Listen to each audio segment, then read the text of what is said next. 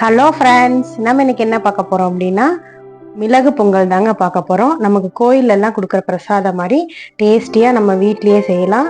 ட்ரையாக நல்லா இருக்கும். வாங்க எப்படி செய்யலாம்னு பார்க்கலாம். அதுக்கு பச்சரிசி ஒரு சுண்டு எடுத்திருக்கேன். ஒரு சுண்டு பச்சரிசிக்கு இந்த மாதிரி 2 கை பாசிப்பருப்பு சேர்த்துருக்கேன். இதை நல்லா கழுவிட்டு வாஷ் பண்ணிட்டு நம்ம எடுத்துட்டு வந்துடலாம். பச்சரிசியும் பாசிப்பருப்பும் நல்லா கழுவிட்டு வந்துட்டேன் பாருங்க.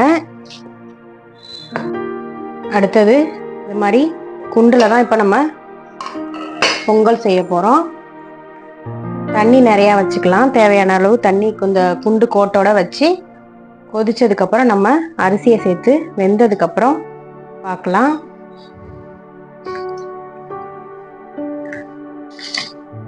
குக்கர்லலாம் எதுலேயும் நான் வைக்கல. இது மாதிரி தனியாக வேக வச்சு தான் நம்ம கலர போகிறோம்.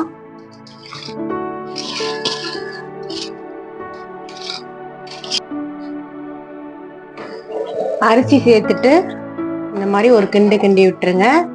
ஹை ஃப்ளேமில் வச்சு ஒரு கொதி வந்ததுக்கப்புறம் நம்ம சிம்மில் வச்சுக்கலாம். இது நல்லா இப்போ கொதிக்கட்டும். இது மாதிரி கொதிச்சு வந்ததுக்கப்புறம் நம்ம அடுப்பை சிம்மில் வச்சுக்கோங்க. குறைச்சி வச்சுட்டு அது நல்லா வேகட்டும். தண்ணி இந்த மாதிரி எக்ஸ்ட்ராவே இருக்கட்டும். நம்ம ஒரு அரை வேக்காடு வெந்ததுக்கப்புறம் பார்க்கலாம். நல்லா ஒரு வெந்திருக்கு பாருங்க. நல்லா அரை வேக்காடு வெந்திருக்கு. இன்னும் கொஞ்சம் வேகணும். நான் வச்ச தண்ணிக்கும் அதுக்கும் சரியா இருக்கு பாருங்க. இந்த ஸ்டேஜில் நம்ம கல்லுப்பு கொஞ்சம் இது கூடயே சேர்த்துக்கலாம். சேர்த்து நல்லா கிண்டி விட்டுருங்க. உப்பு கரைஞ்சி இன்னும் கொஞ்சம் நேரம் வேகட்டும்.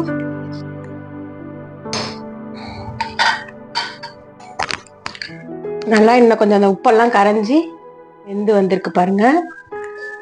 இந்த ஸ்டேஜில் நம்ம வடிச்சிடலாம். தண்ணி கொஞ்சம் நிற்கிது பாருங்க.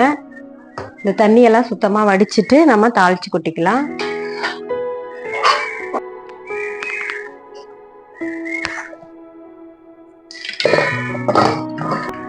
அது வடிஞ்சிட்டு இருக்க கேப்ல நம்ம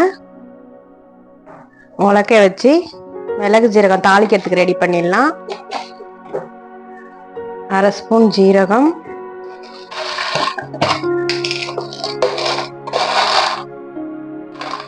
1 ஸ்பூன் மிளகு சேர்த்து ஒரு தட்டிக்கலாம். ரொம்பவும் இடிக்க தேவையில்ல. மிளகு ஜீரகம் தட்டி வச்சாச்சு. அடுத்தது சின்ன துண்டா ஒரு இஞ்சி துண்டு தட்டி இதுலயே வச்சுக்கலாம். அடுத்தது மிளகாய், பச்சை மிளகாய் ஒரு பாதி. உங்களுக்கு தேவையில்லைன்னா நீங்க விட்டுருங்க. காரத்துக்கு தகுந்த மாதிரி கொஞ்சமா நான் சேர்த்திருக்கேன். லைட்டா ஒரு தட்டு, அவ்வளவுதாங்க. ஸ்டவ் ஆன் பண்ணி ஒரு பாத்திரம் வச்சிருக்கேன். உள்ள விட முடியல. 2 ஸ்பூன் நெய் சேர்த்துக்கிறேன்.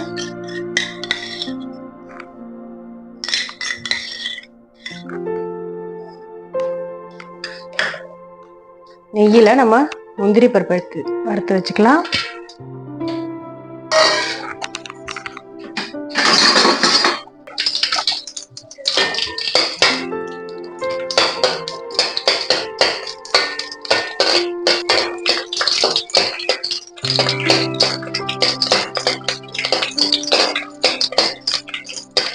சரி, பொன்னிறமா வந்த உடனே எடுத்துருங்க. பொங்கலை வடியிலேருந்து எடுத்துட்டேன்.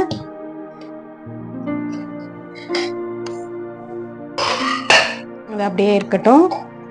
இதே நெய்யில மிளகு ஜீரகத்தை சேர்த்து நம்ம பொரிய விட்டுக்கலாம். கருவேப்பிலை,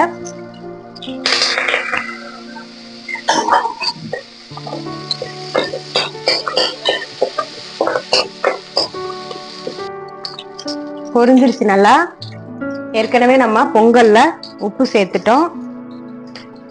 அடுப்பை சிம்மில் வச்சுட்டு இந்த பொங்கலை எடுத்து இதுல சேர்த்துடலாம், வடிச்சதை.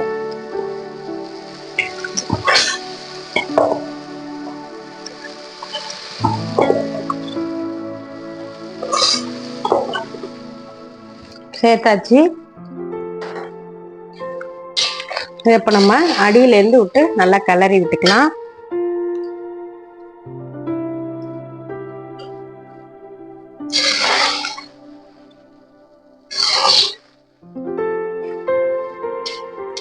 நல்லா அந்த மிளகு ஜீரகம்லாம் எல்லா பக்கமும் வர்ற மாதிரி ஒன்று சேர்த்து கிளறி விடுங்க.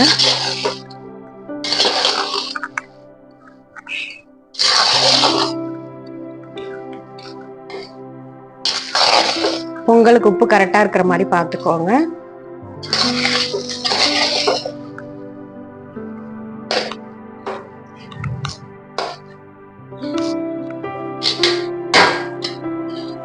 அடுத்தது முந்திரி பருப்பையும் இதுல சேர்த்துக்கலாம்.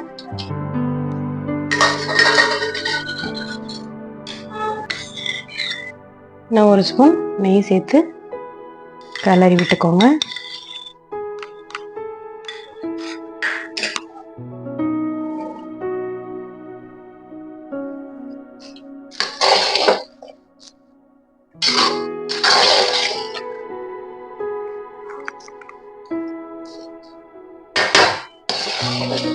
நல்லா ஒன்று சேர்த்து முத்தாப்புல கிளறி விட்டுருங்க.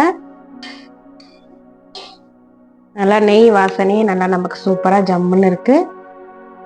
பொங்கல் ரெடி ஆயிடுச்சு பாருங்க. இது சூடாக நீங்கள் சர்வ் பண்ணும்போது சூப்பராக இருக்கும், டேஸ்டியாக இருக்கும். இந்த மாதிரி நம்ம நார்மலாக பொங்கல் செய்கிறத விட இது மாதிரி வடித்து கலர்னீங்க அப்படின்னா டேஸ்ட்டு சூப்பராக இருக்கும். இந்த வீடியோ உங்களுக்கு பிடிச்சிருந்துச்சுன்னா லைக் பண்ணுங்கள், ஷேர் பண்ணுங்கள், கமெண்ட் பண்ணுங்கள், மறக்காமல் சப்ஸ்கிரைப் பண்ணுங்கள். தேங்க்ஸ் ஃபார் வாட்சிங்.